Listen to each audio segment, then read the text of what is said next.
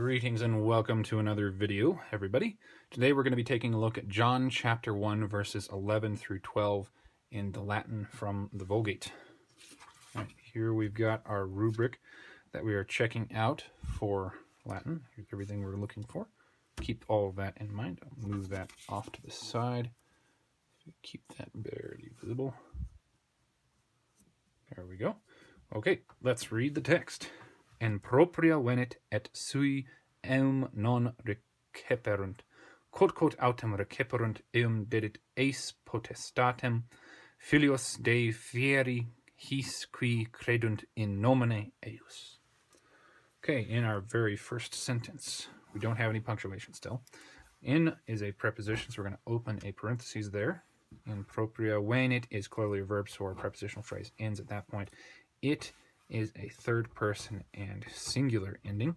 However, for this verb, we can't tell the tense unless we have long marks, and we can't tell whether there are macrons, the long marks, unless this were poetry and reading in there. We had a clearly long syllable right there. Lacking poetry, we can't tell for certain, so this is either present or perfect, and it's going to be active and indicative, and it's singular person comes or came. All right, then we can go back to our prepositional phrase.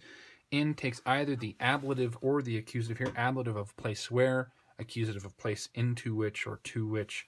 Since we have a verb of coming, accusative makes the most sense, and we take a look at propria. That fits, as this is a neuter plural.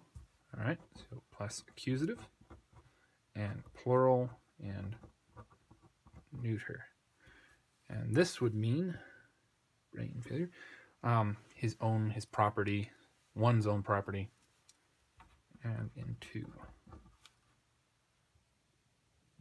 own property. At least that's what I remember this to be. Could be wrong there. It might have a slightly different meaning. Okay, next clause. We're going to leave this blank until we have context in which to figure out the tense. Okay, et is just conjunction, so and, not a verb, negates the verb. Receperunt, there we go. We've got erunt here as our ending, which is a third person and plural. It is clearly from the perfect tense. So now we know that present is most likely incorrect and perfect is wrong, so we can see came. Who came? Why, in all likelihood, a subject from a previous sentence. So we're going to stick in he, our most common singular subject from before. And this would be active and indicative. And this would be take in, receive.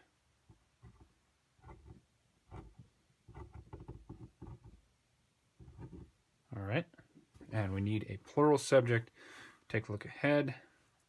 Sui here could be either genitive singular or it could be nominative plural masculine. Now this is a possessive adjective. It still has to follow the same rule as the rest of the adjective, case, number, and gender if it's noun. As we take a look at the context in here, we don't have anything that this could be modifying, so we know that this is at least going to be substantive.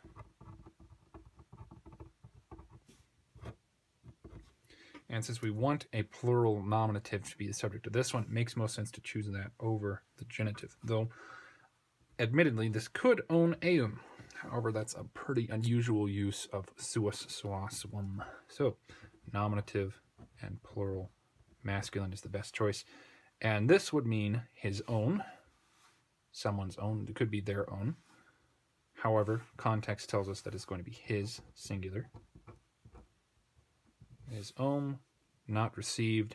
Eum is accusative, we know because the um there, and it is singular, and it is masculine, and it just means him. It is from is, ea, id. One should always have all of these forms memorized. Okay, verse number 12.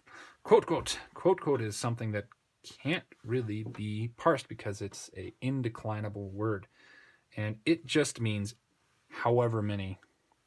So that's what we're going to have to write down there. Ever many. I think it also means how great, something along those lines. So indeclinable, in deck, right up there. All right, however many, could be our subject, could be something else. We're not certain. Autem, that means but or however.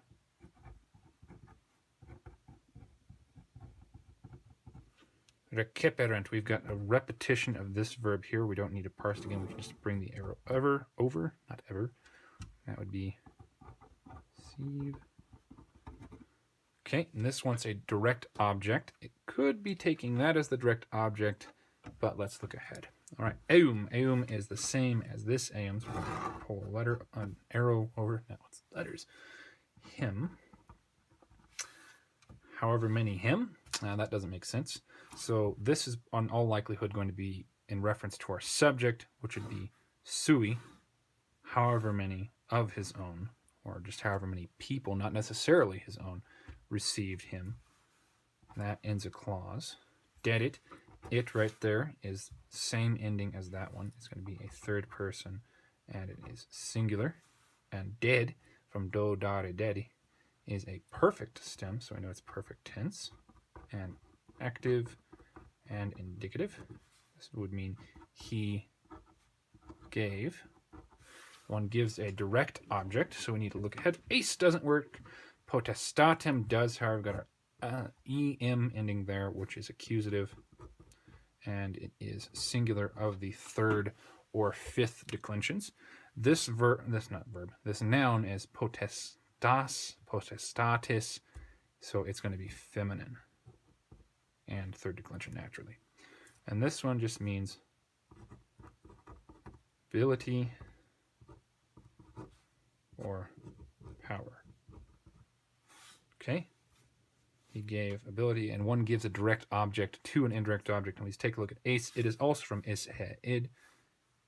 And that's going to be a long I there, and run out of room. So, right up here.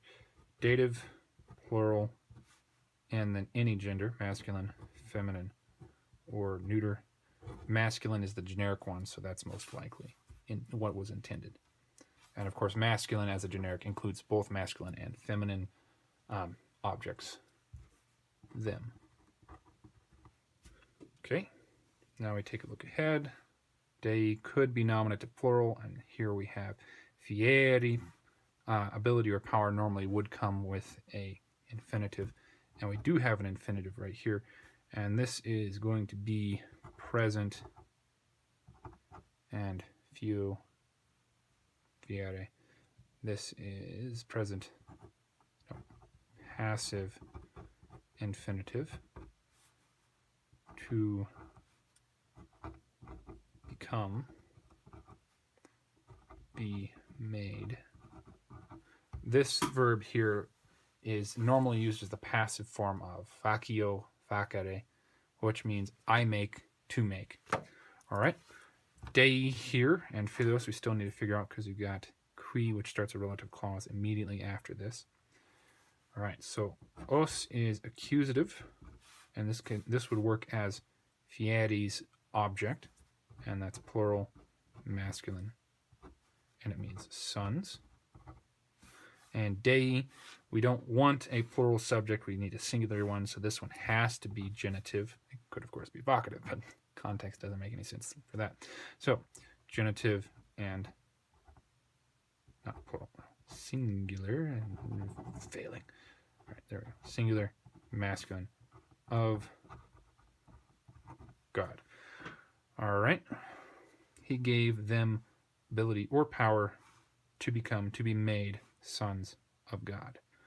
All right. He's here could be showing be an adverb pointing to a location, or it could be the dative plural of hic, haec, hoc. Hic, haec, hoc. So we don't need a location pointed out necessarily, but a dative does make sense as we've got this dative right here also. This would be plural, dative, plural. Again, probably masculine generic. To them. Qui is going to be nominative singular or nominative plural.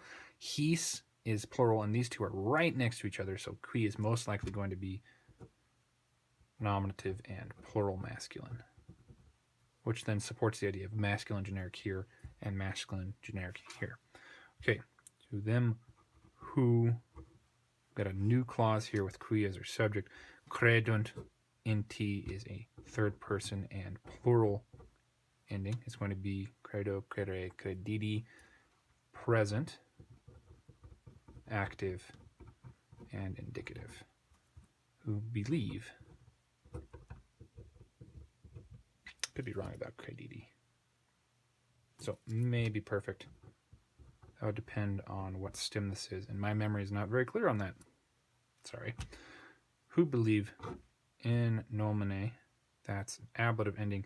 Eius there doesn't match this, and it's not ablative, so prepositional phrase ends here. That's going to be plus ablative. Okay, and this would show stationary location, not motion in, as we had up here. It's just going to be singular, and this word is neuter. In name. And then eius comes also from is, ea, id, eius, eius, eius. That's going to make it genitive and singular, masculine, feminine, or neuter. But context tells us that it is the same eum right there, so it's going to be masculine. His. And that ends this verse. Okay, so from the top we've got, he came, it's very messy up here, he came into his own property, or his own something, since this doesn't have a noun to modify, we're not sure. And his own, again, no noun, did not receive him. However many, however many, let's go with but. Avoid confusion there. But however many received him, he gave them ability to become, to be made sons of God, to them who believe in his name. All right, so there's verse 11 and verse 12 in the Vulgate. I hope taking a look at these two was helpful for you, and I hope you join me in my next video. Farewell.